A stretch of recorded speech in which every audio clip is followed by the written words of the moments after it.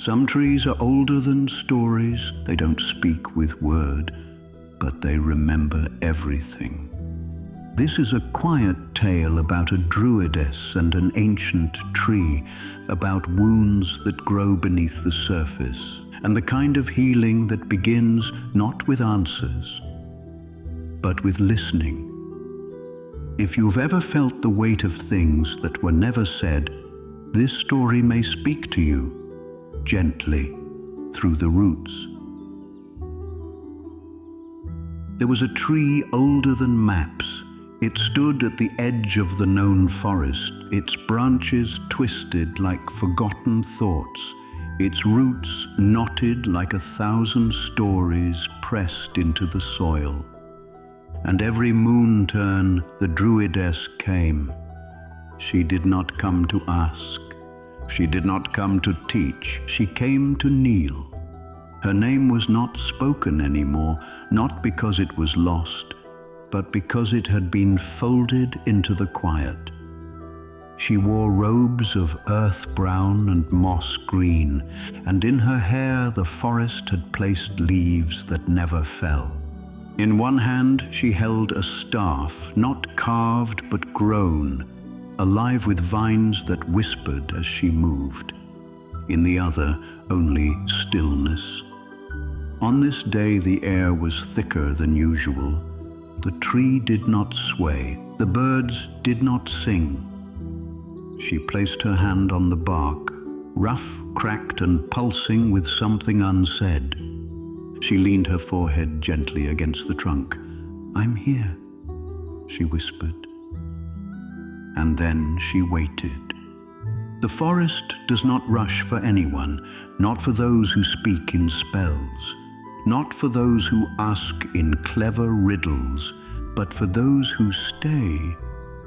It remembers.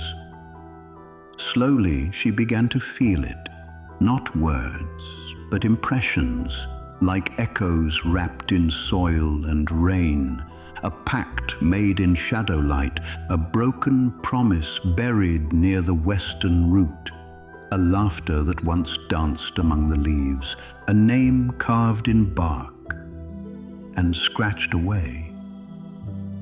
She did not try to understand everything. She only listened. The longer she knelt, the more she felt the weight beneath her. Not just roots, not just memory, but burden, the kind that comes from being old and holding too much. The tree was not angry, but it was tired. She reached into her satchel and took out a small stone, smooth black with a crack across the center. She placed it at the base of the tree where the roots parted like welcoming fingers. "A wound does not need to vanish," she said. "It only needs to be seen."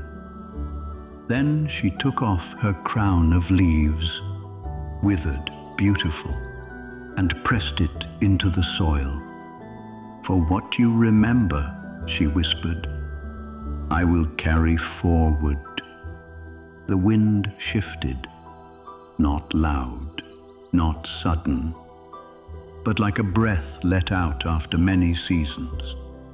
A leaf fell from the tree, just one. It landed in her palm. She smiled, then she rose, slowly like moss rising with water, and stepped back.